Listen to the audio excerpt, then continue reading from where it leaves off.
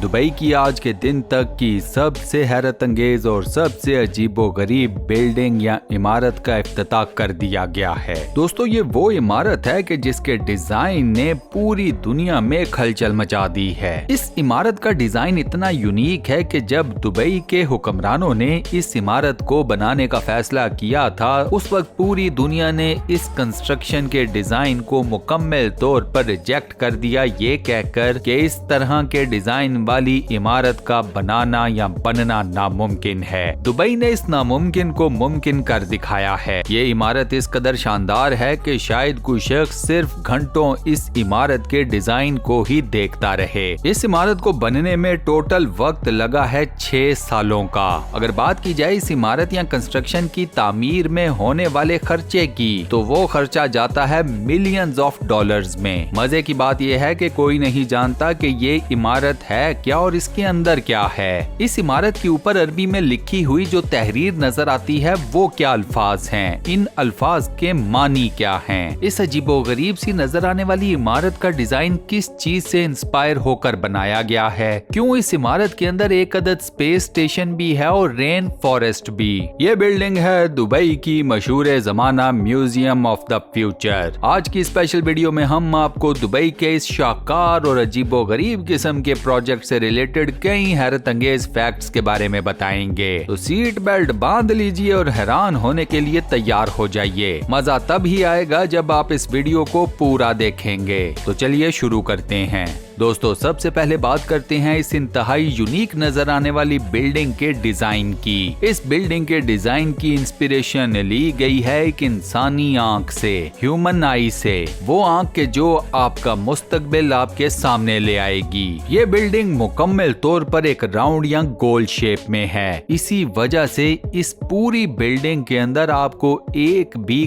Corner नहीं मिलेगा। इस बिल्डिंग के डिजाइन की दूसरी हैरत अंगेज बात यह है कि आपको इस बिल्डिंग में एक भी सतून नजर नहीं आएगा। इस पूरी की पूरी बिल्डिंग का डिजाइन बगैर किसी सतून के खड़ा है। मुझे यकीन है कि वो लोग जो कि इमारतें बनाने के शोबे से मुंसलिक हैं या इस काम में दिलचस्पी रखते हैं, इवन वो तमाम लोग भी जिन्होंने अपने घरों को खुद से अपने सामने तामीर करवाया है, मेरी ये बात सुनकर इन तमाम लोगों को लगा होगा हैरत का एक शदीद झटका। ये तमाम लोग सोच रहे होंगे कि ये कैसे मुमकिन है कि कोई बिल्डिंग बना दी जाए, लेकिन उस बिल्डिंग को सहारा देने के लिए उसके अंदर और बाहर एक भी सतून या पिलर मौजूद ना हो। Well, museum of the future design करने वालों ने इस नामुमकिन को मुमकिन कर दिखाया है। ऊपर से मजे की बात यह है कि ये बिल्डिंग 7 स्टोरीज टॉल है। अब जरा अपने दिमाग में सोचें कि 7 मंजिला बिल्डिंग हो और उसे सपोर्ट करने के लिए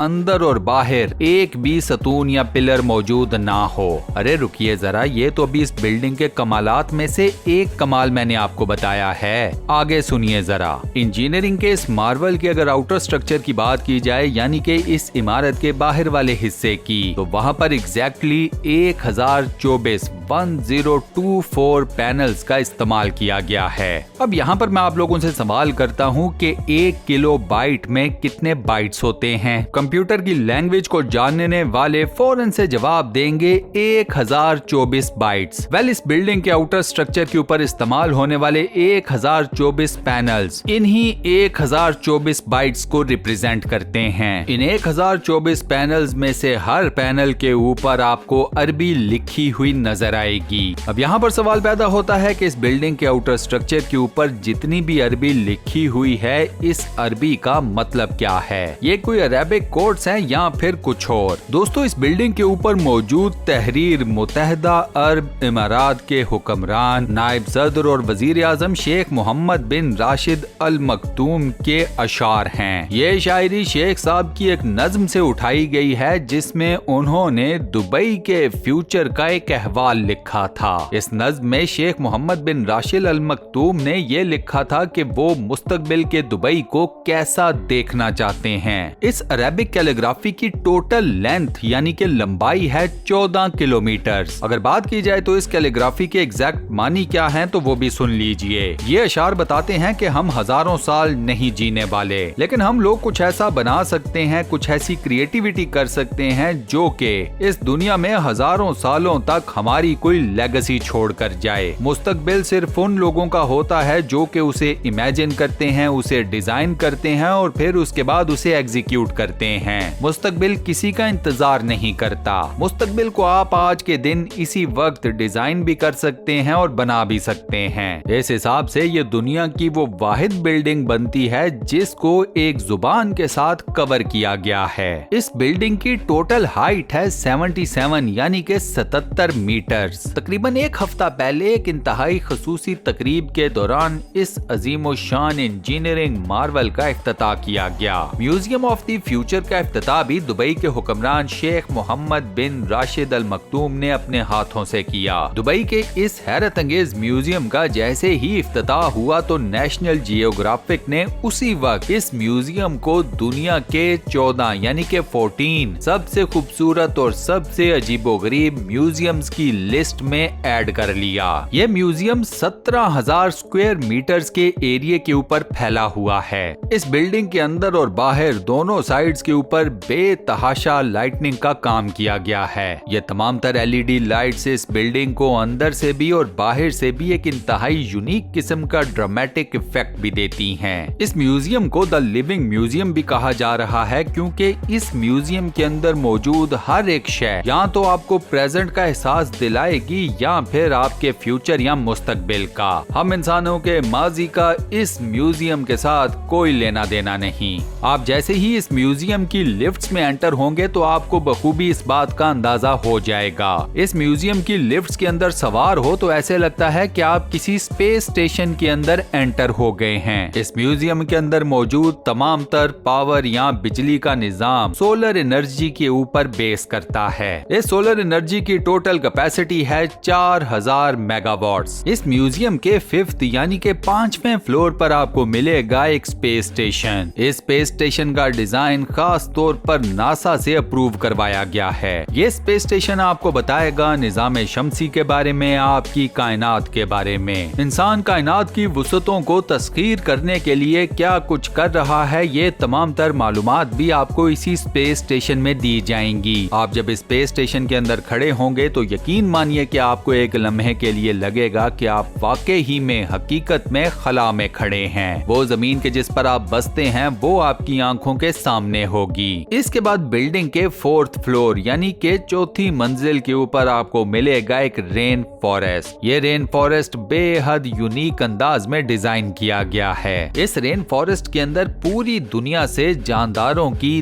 2400 स्पीशीज को लाकर रखा गया है। जानदारों के इन 2400 स्पीशीज में से कुछ अभी तक इस दुनिया में मौजूद हैं जबकि कुछ इस दुनिया से नापेद हो चुकी हैं। इस रेन फॉरेस्ट में इन तमाम जानदारों की स्पीशीज लाने का मकसद भी यही है कि यहाँ पर आने वाले लोगों को ये पैगाम दिया जाए कि इस म्यूजियम की इस रेन फॉरेस्ट की सैर करते हुए ये बात अपने जहन में रखिएगा कि मुस्तकबिल में हमें नेचर के साथ जीना है। हमें जमीन पर मौजूद तमाम तर जानदारों की हिफाजत करना होगी, वरना हमारे गलत एक्शन से ये तमाम जानदार एक दिन इस दुनिया से नापैद हो जाएंगे। इसके बाद दोस्तों म्यूजियम के 2nd फ्लोर पर चलते हैं यानी कि दूसरी मंजिल के ऊपर। यहाँ पर एक इंतहाई यूनिक किस्म की स्पेस बनाई गई है डिफरेंट किस्म के क्रिएटिव आइडियाज के लिए। इस म्यूजियम में ये वो जगह है जहाँ पर आपको पूरी दुनिया के इंतहाई क्रेजीएस्ट किस्म के आइडियाज देखने को मिलेंगे। म्यूजियम के इस हिस्से में आपको नजर आएंगे फ्लाइंग ड्रोन्स, खुद से चलने वाली अजीबोगरीब किस्म की गाड़ियाँ, हत्ता के रोबोटिक डॉग्स भी। जी हाँ, जिन्हें हम उर्दू में कहेंगे मशीनी कुत्ते। बाय द वे ये मशीनी कुत्ता जिसे साइबर डॉग का नाम दिया गया है,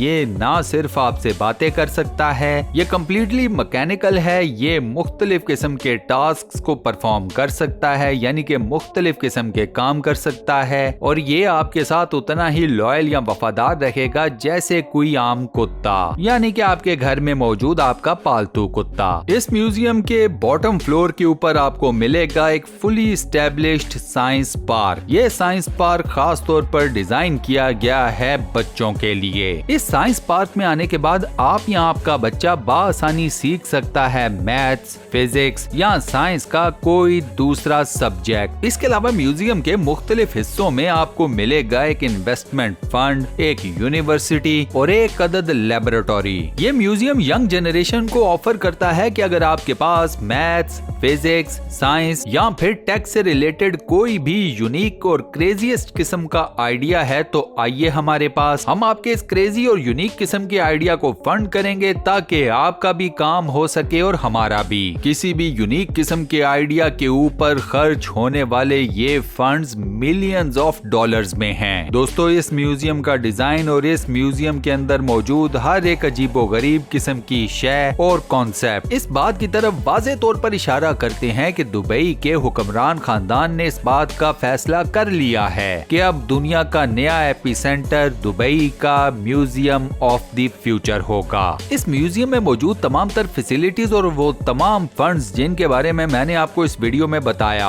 डेफिनेटली ये सब कुछ पूरी दुनिया के ब्रेन्स को अपनी तरफ अट्रैक्ट जरूर करेगा। मैं यकीन से कह सकता हूँ कि मुस्तकबिल करीब में आपको दुनिया के बड़े बड़े टीचर्स और दुनिया के लायक तरीन स्टूडेंट्स इस म्यूजियम में मौजूद यूनिवर्सिटी के अंदर पढ़ाते हुए और पढ़ते हुए नजर आएंगे। इस खूबसूरत और यूनिक किस्म के म्यूजियम को देखने के बाद मैं तो बरमला इस बात का इजहार करूंगा कि मैंने अपनी पूरी जिंदगी में इतनी शानदार, इतनी दिलकश, इतनी अजीबोगरीब किस्म की बिल्डिंग या इमारत नहीं देखी। क्या आप दोस्त मेरी इस बात से इत्तफाक करते हैं या नहीं? सादा सी हाँ या ना में मुझे अपना जवाब नीचे कमेंट सेक्शन में जरूर बताइएगा। इसके अलावा अगर आप खुद से इस इंतहाई अजीबोगरीब मगर दिलकश और शानदार दिखने वाली बिल्डिंग के बारे में खुद से कुछ कहना चाहते हैं तो दोस्तों इसके लिए भी कमेंट सेक्शन आपकी खिदमत में हाजिर है। इस वीडियो को ज्यादा से ज्यादा लाइक जरूर कीजिएगा, ज्यादा से ज्यादा शेयर जरूर कीजिएगा ताकि मुझे मेरी मेहनत का सिला मिल जाए। वीडियो को बंद करने से पहले आपसे एक छोटी सी रिक्वेस्ट और वो ये कि अगर आपने अभी तक हमारे इस चैनल को सब्सक्राइब नहीं किया हुआ तो बराए मेहरबानी चैनल को सब्सक्राइब जरूर कर लें और साथ बने हुए बेल के आइकन को लाजमन प्रेस कर दीजिएगा।